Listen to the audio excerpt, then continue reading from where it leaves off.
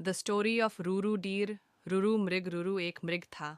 सोने के रंग में ढला उसका सुंदर सजीला बदन माणिक नीलम और पन्ने की कांति की चित्रांगता से शोभायमान था।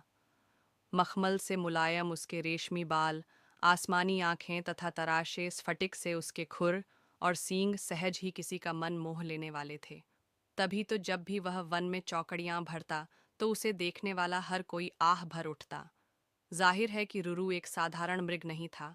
उसकी अप्रतिम सुंदरता उसकी विशेषता थी, लेकिन उससे भी बढ़ी उसकी विशेषता यह थी कि वह विवेकशील था और मनुष्य की तरह बातचीत करने में भी समर्थ था।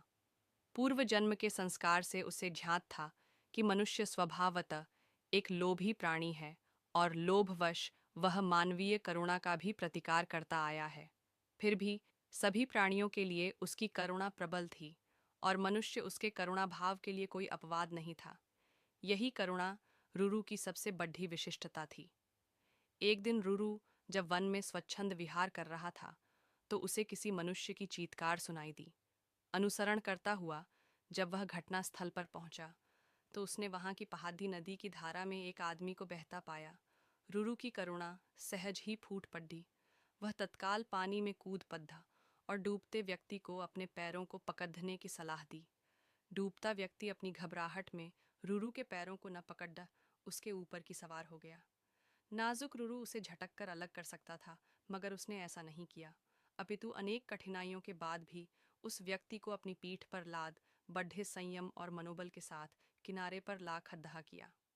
सुरक्षित आदमी ने जब रुरु को धन्यवाद देना चाहा तो रुरु ने उससे कहा, अगर तू सच में मुझे धन्यवाद देना चाहता है तो यह बात किसी को ही नहीं बताना कि तूने एक ऐसे मृग द्वारा पुनर्जीवन पाया है जो एक विशिष्ट स्वर्ण मृग है, क्योंकि तुम्हारी दुनिया के लोग जब मेरे अस्तित्व को जानेंगे तो वे निस्संदेह मेरा शिकार करना चाहेंगे।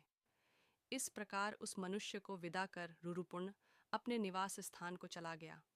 कालांतर में उस राज्य की रानी को एक स्वप्न आया। उसने स्वप्न में रुरु साक्षात दर्शन कर लिए।